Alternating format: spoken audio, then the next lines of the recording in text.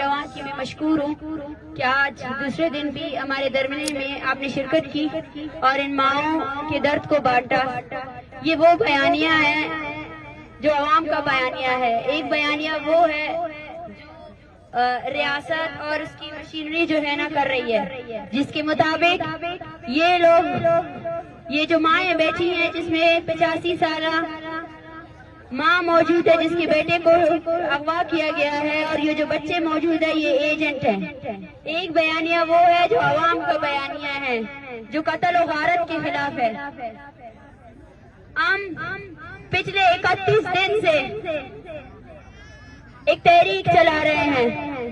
یہ تحریک بلوچ نسل کشی کے خلاف تحریک ہے، اور بلوچ نسل کشی میں ملوث ہم ان اداروں کو یہ پیغام دینا چاہتے ہیں کہ اب آپ اپنے سی ٹی ڈی اور اپنے ڈیتھ اسکواڈز کے ذریعے بلوچ نسل کشی نہیں کر سکتے۔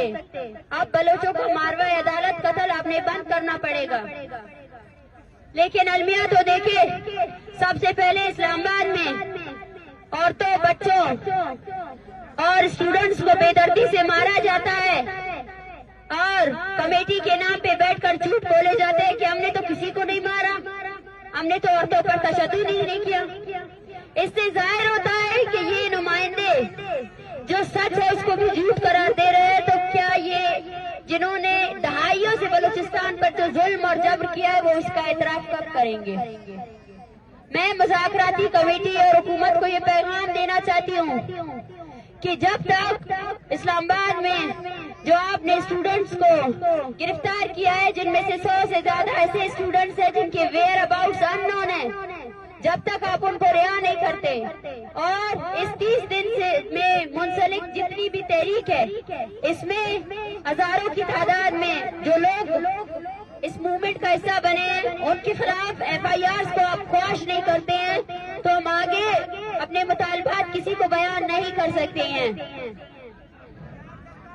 اور جب تک ہمارے یہ مطالبات پورے نہیں ہوتے ہیں تب تک ہم یہی سمجھیں گے کہ ریاست اس عوامی طاقت، اس عوامی تحریک کو صرف اور صرف کچلنا چاہتی ہے۔ ریاست، یہ لوگ جو پیچھے بیٹھے ہیں، یہ لوگ بلوچستان کی نمائندگی کر رہے ہیں، یہ پورے بلوچستان کی آواز کو صرف کچلنا چاہتے ہیں۔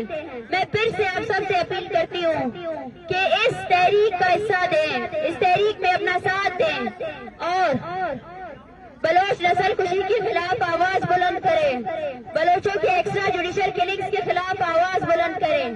Thank you very much, thank you.